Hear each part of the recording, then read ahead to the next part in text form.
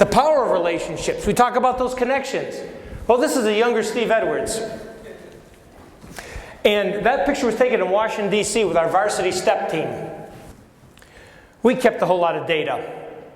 I was a high school basketball coach for many years. I'm undefeated since 1984. The day I quit coaching, I have not lost another game. You know, everything's easier 3 rows up. I become a better administrator every day I'm not one. Right? And you will too. The moment you stop teaching, you're going to be able to give people all kinds of advice on teaching. The moment you stop being an administrator, you can give people all kinds of advice. It gets a whole lot easier. But we kept a whole lot of data. And I really learned that from my coaching days because I kept a ton of data as a coach. And I used that data to inform my practice, to determine what we would focus in on practice, where we were strong, where we struggled, so on and so forth. Well, when I came to Hartford, I started keeping a whole lot of data because violence was a huge issue. And I found that, like for example, most of our fights occurred during the month of March. Highest incidence of fighting was in March. We had no vacation days in March. You had the most greatest opportunity. Worst day of the week, Monday. Why? Because we didn't know what happened over the weekend. A Monday after a long weekend or a holiday was even worse. Worst time of day? Between F and G period. Right after lunch. Worst location for fights? Exit 6. Right by a major stairwell and kids coming out of the cafeteria right after lunch. If you were the heavyweight bout, that's when you were going to fight. That's where you fought. Now, we looked at who was fighting, boys or girls. Girls, of course. You must be a genius, man. Of course it's girls, because what's the difference between boy fights and girl fights? Girl fights never end. They pass it on to the next generation. My mother fought with her mother.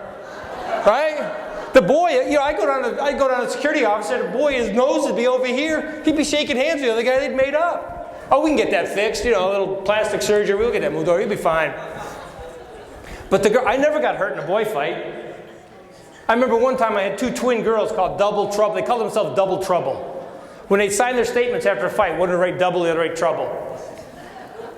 So one of them was, we had a code 14, which of course was a fight.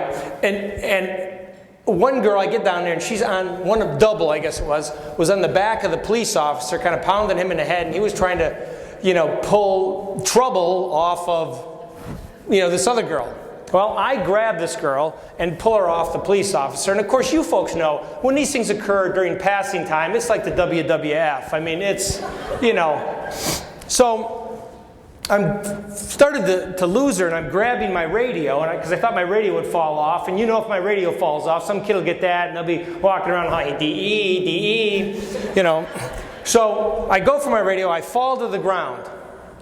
She sits and she falls and faces me, and she just starts kicking frantically. Well, she kicked me, gentlemen, you'll know this. She kicked me in the groin 6 times. It wasn't 5, it wasn't 7, it was 6. Men know these things.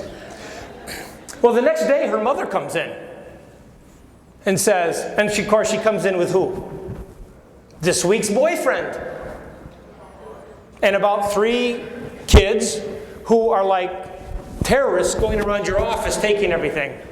Kid's got a runny nose, grabs the apple on my desk. Mother says, put that down. I said, oh, you can have it. That's okay. It's all right. I really don't like fruit, you know. It's not that healthy. So she comes in and she sits down and she says, well, I'm telling you, my daughter said she did not kick you. And I said, excuse me, I disagree with you. Now, fortunately, I had 3 children after that, so we have nothing to worry about. Everything's good. But girls, yes, girl fights. Then we looked at it further, and we looked at who? What grade? 9th grade.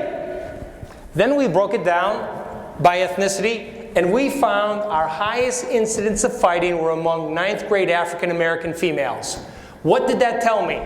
We are not meeting the needs of that population.